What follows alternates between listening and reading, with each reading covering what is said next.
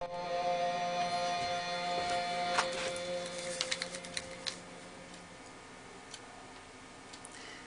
le pareció Accordion Tribe? Bueno, tenía este toque de acordeones, pero bueno, en esta canción se ve que incluyeron algo de las voces acompañando los instrumentos, algo que suelen hacer bastante los hindúes. No sé si ha notado esa manera hindú de hacer música, que consiste no solamente en tocar un instrumento, sino de reproducir el sonido que hace el instrumento con la voz. Entonces, de repente, si la percusión va a ser tum dum taca tum dum, ellos con la voz van repitiendo así y van haciendo dum dan tacata tin tacata, y quizás ni tocan el instrumento y se pasan así como 15 minutos haciendo como una especie de duelo de Dakatundi y llegan a estados muy intrincados donde con la voz llegan a una velocidad con la lengua de hacer tac tac tac tac tac tac tac tac tac tac tac tac tac tac tac, y uno dice, bueno, que cómo hacen para entrenar así la lengua. Pero bueno, esta gente se divierte así, porque cuando uno tiene un instrumento y ya tocó todas las teclitas que tenía, ¿qué va a hacer? Se pone a repetir con la voz lo mismo y bueno, inventa cosas, como esta gente de Accordion Tribe.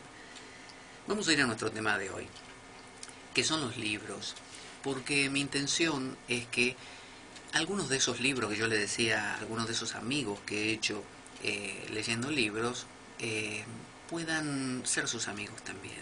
Quizás usted justo no leyó el libro que yo leí y no se enteró que existían estos, o sí se enteró pero no sabía bien de qué iban, o vio en la librería títulos tan raros como Tao Te Ching y dijo, Tao Te Ching, Tao Te Ching, ¿qué será Tao Te Ching? Yo mejor me compro Moby Dick, la ballena asesina, que lo conozco, por ejemplo. Entonces, bueno, la idea es que usted pueda conocer a algunos autores, hacerse amigo también, y cuando vaya a la librería o se los descargue por internet, pueda saber más o menos de qué van los libros. El otro día, yo tengo aquí apuntado los libros que fuimos viendo, hemos hablado de libros hindúes como el Ashtavakra Gita, remito al que quiera saber de esto al programa anterior, el Bhagavad Gita, también un libro de sabiduría de la India, el Srimad Bhagavatam, hablamos de él. Luego hablamos también de textos cristianos de gran sabiduría como La nube del no saber y el libro del consejo particular, que es propio de un místico inglés del siglo XIV. Y luego también hablamos de libros de la Biblia, como el Eclesiastés, libros de sabiduría, y también libros poéticos, como el Cantar de los Cantares, atribuido a Salomón. También del libro de la sabiduría, de la Biblia, atribuido a Salomón. Y así transitamos algunos libros cristianos, incluido la teología mística del pseudo Dionisio Areopagita. Así que después nos metimos con algunos poetas, porque dijimos que la vida también tiene colores, que no es solamente ese aspecto a veces despojado que presenta la filosofía apofática, que es la filosofía del negar todo y decir esto no es Dios, esto no es Dios y aquello no es Dios, como el Neti Neti del Vedanta de la India, y la teología mística y la nube del no saber y todos los caminos místicos en general suelen ser bastante despojados.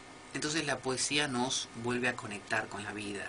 Y ahí vimos a Jalil Gibran, por ejemplo, a Walt Whitman, y Omar Khayyam lo habíamos situado con sus rubayats dentro de también un poquito tirando a lo que es apofático, en el sentido de que nos baja la tierra, nos saca de todo ese idilio que a veces uno establece con las creencias, con el amor y con ese mundo Peter Panesco. Bueno, Omar Khayyam nos baja la tierra. Así que vamos a hablar de algunos otros personajes hoy. Y vamos a comenzar como el otro día con algunos hindúes. Así nos vamos habituando a nombres rarísimos. Vamos a ver un personaje primero que se llama Ramana Maharshi. Ramana Maharshi, ¿a qué le suena?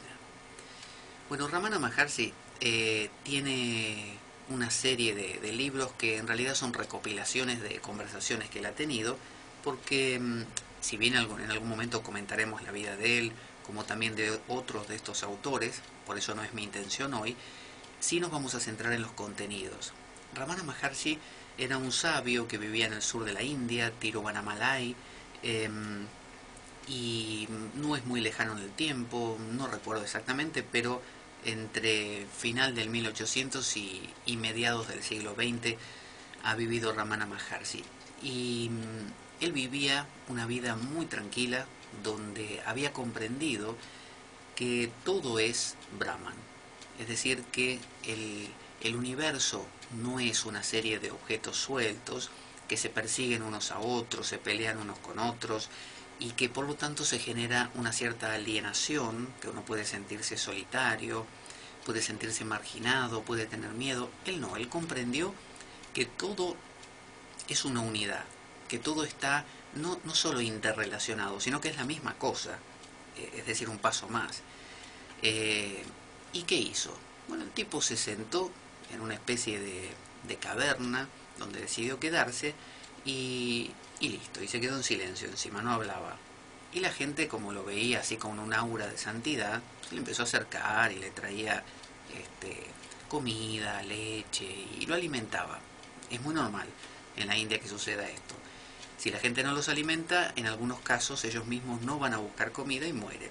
Pero bueno, a este lo alimentaron y poco a poco la gente le pedía, que le hacía preguntas, porque vio, usted está con un sabio así, ¿qué hace? Y usted quiere preguntarle algo y le dice, ¿no me dirías, vos que lo sabés todo, cuál es el número que va a salir en la lotería esta semana? Bueno, algunos le hacían ese tipo de preguntas y otros le hacían preguntas más profundas, como por ejemplo, Maharshi, ¿cuál es el sentido de la vida? Y el Maharshi no podía responder porque estaba con voto de silencio. Entonces, a través de papelitos se escribían y el tipo le respondía.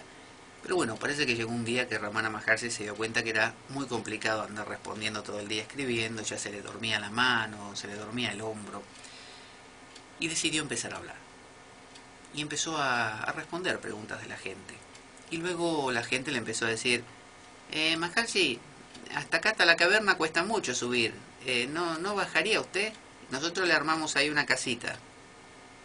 Y Maharshi dijo, y bueno, y bajó. Entonces a partir de ahí, para resumir, le armaron como una especie de lo que se llama un ashram, es decir, una comunidad religiosa, digamos. Y el centro era él, en una casita, él estaba tirado en una especie de diván, todo el tiempo en una posición así como apoyando la cabeza en la mano, tipo romano, le faltaban las uvas, y respondía preguntas todo el día. Y cuando no estaba respondiendo preguntas, leía el diario, leía tiras cómicas del periódico, y nada, así pasaba la vida él, hasta que un día se murió de cáncer en un brazo, que el otro día lo comentábamos con Sinatra. Pero bueno, eso es su vida. Ahora, su mensaje es muy fresco. Uno lee, sobre todo le recomiendo las conversaciones con Ramana Maharshi, que vienen en 3 tomos, tomo 1, tomo 2 y tomo 3. Después hay un montón de libros más, algunos que son recopilaciones, otros que los ha escrito una persona puntual y cuenta sus preguntas y respuestas con el Maharshi, pero en estos 3 tomos que yo le cuento, tiene ahí como concentrado, o sea, todas las preguntas que uno podría querer hacerle, alguno que otro de los visitantes se la hizo. Y son todas preguntas y respuestas. O sea, dice visitante 1 y le dice una pregunta, por ejemplo, Maharshi, ¿es lo mismo el absoluto y lo relativo? Y así, y cualquier tipo de pregunta.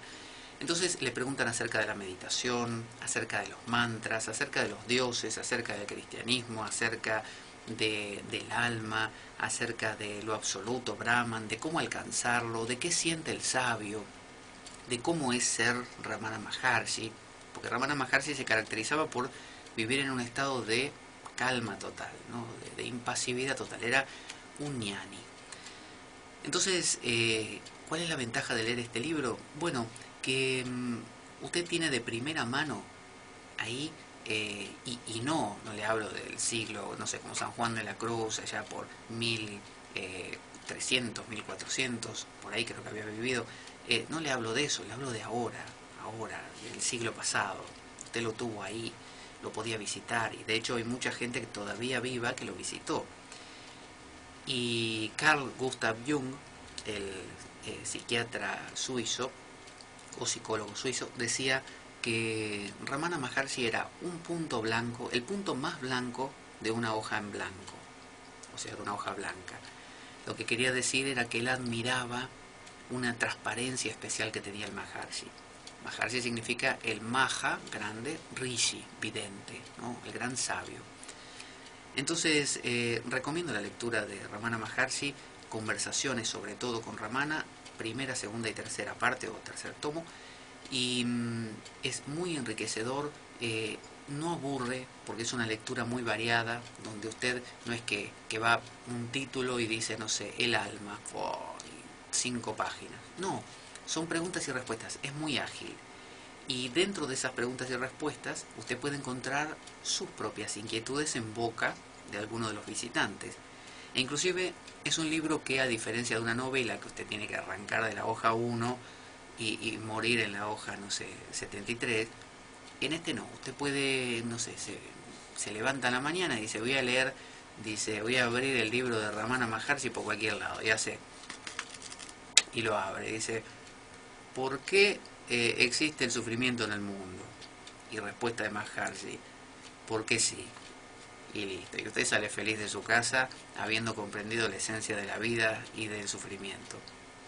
Bueno, me refiero a eso, que es un libro que usted lo puede abrir por cualquier parte y es fresco. Responde las cuestiones más importantes de la vida en boca de Ramana Maharshi, que era uno de esos sabios que prácticamente nadie en la India lo cuestiona. O sea, hay otros gurús que tienen controversias, donde hay problemas, no sé, turbiedades económicas.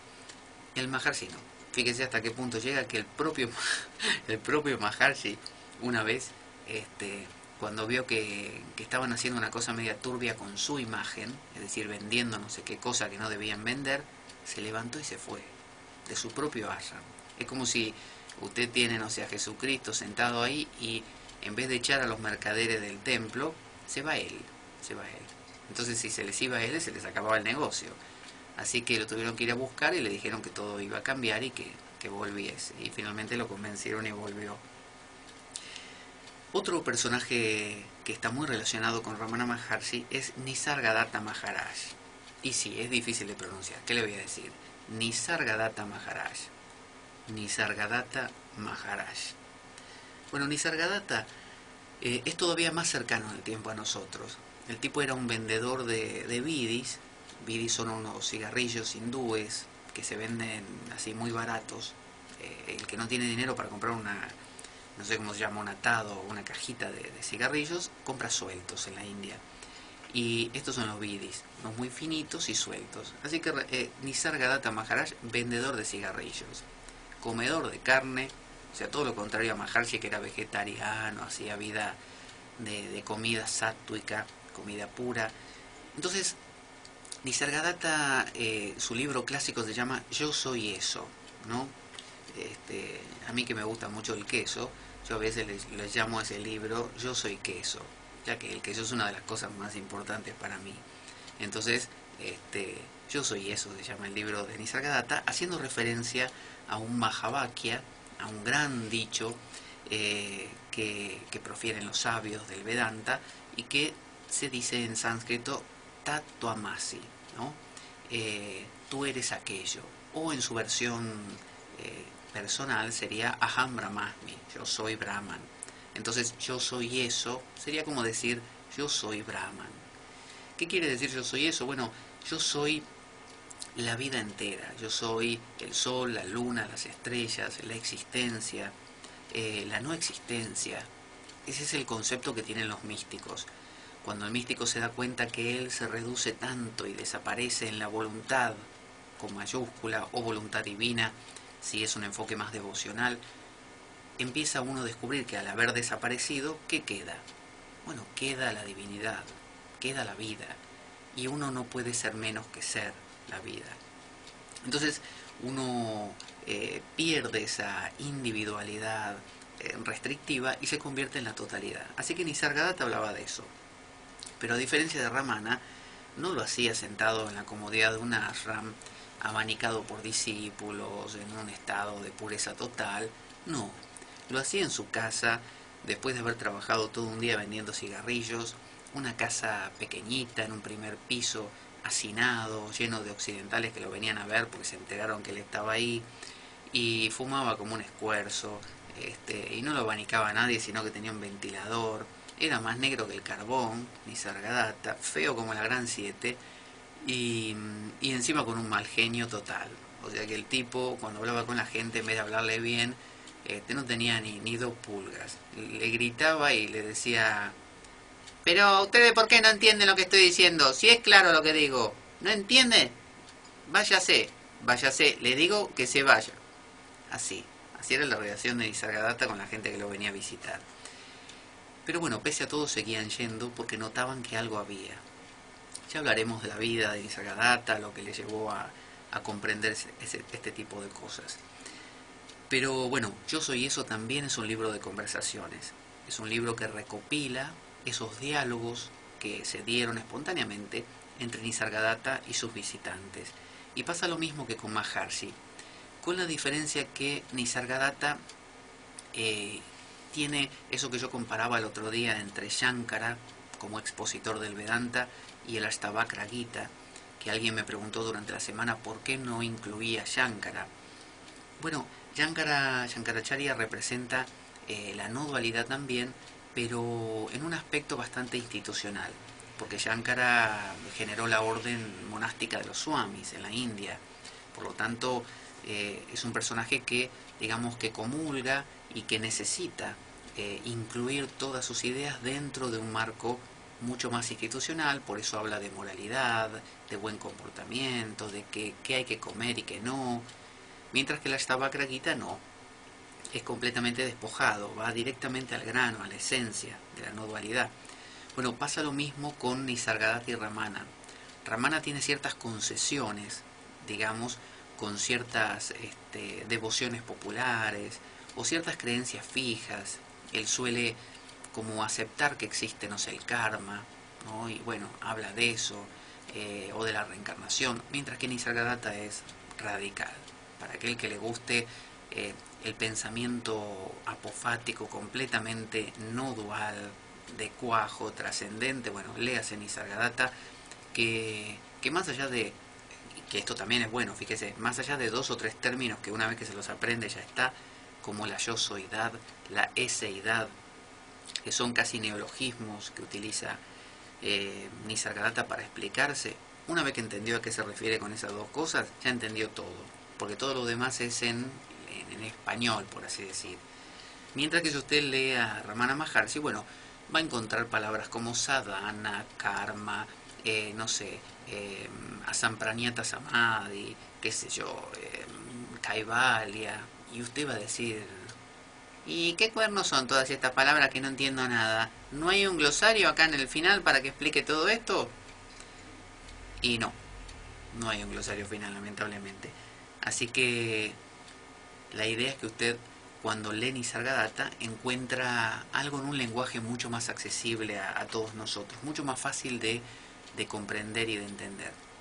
Así que tiene a Ramana Maharshi como primera elección, ahí son 3 tomos, y a Nisargadatta Maharaj como segunda opción.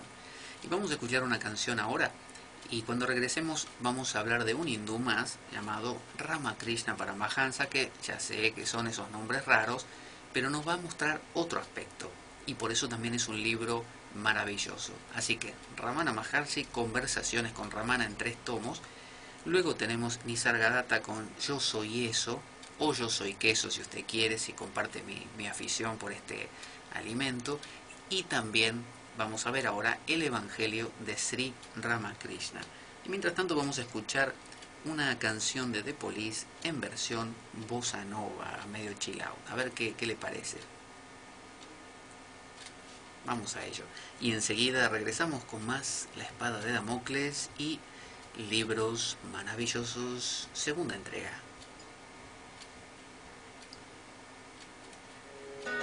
Chance I can stand with